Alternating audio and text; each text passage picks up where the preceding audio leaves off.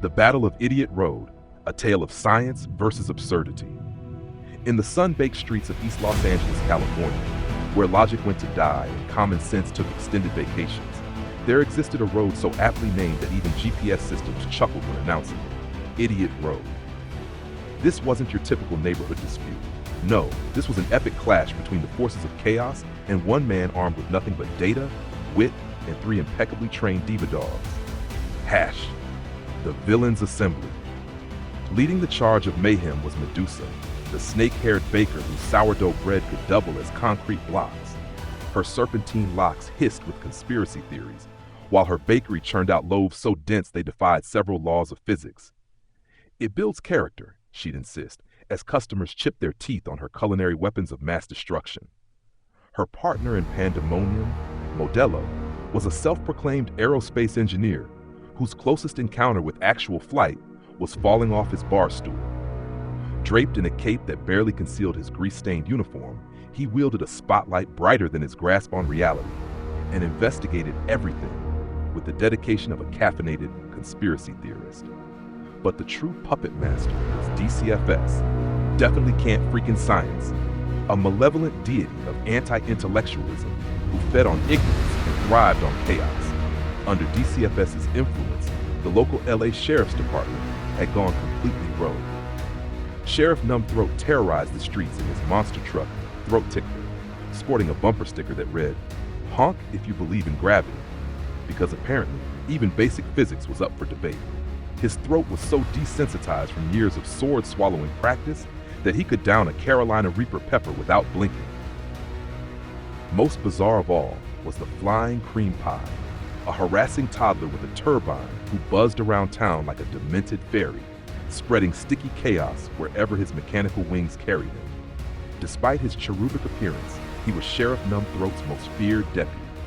Together, they had turned East Los Angeles into their personal playground of pandemonium, where facts were banned, science was outlawed, and critical thinking was a misdemeanor.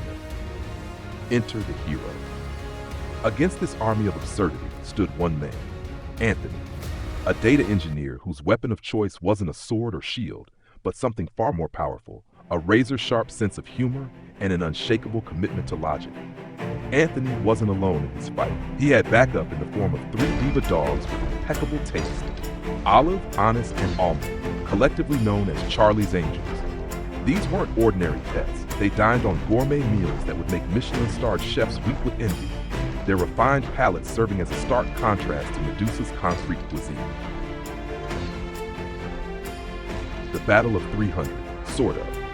The final confrontation played out like a twisted version of the Battle of Thermopylae. But instead of 300 Spartans against a Persian army, it was Anthony, just one man with a spreadsheet and a smile, facing off against 500 villains who believed happiness was a federal crime. The odds weren't just bad, they were mathematically insulting. Sheriff Numbthroat revved up Throat Tickler, its engine roaring like a constipated rhinoceros. The Flying Cream Pie circled overhead, turbine whirring menacingly. Modelo aimed his spotlight like a weapon of minor annoyance, while Medusa's snakes hissed statistics that made no mathematical sense. "You believe me, right?" Modelo shouted, his catchphrase echoing across Idiot Road. "Said it," Anthony replied with perfect comedic timing, and forget it, the entire neighborhood roared back in unison, having grown tired of the daily dose of manufactured drama. The power of laughter. What happened next was the stuff of legend. Anthony didn't fight fire with fire. He fought stupidity with satire. Every accusation was met with a perfectly timed punchline. Every conspiracy was dissected with surgical precision and served back with a side of sarcasm so sharp it cut diamonds. He turned Modelo's spotlight investigations into a one-man comedy show, complete with PowerPoint presentations about the aerodynamics of failed logic.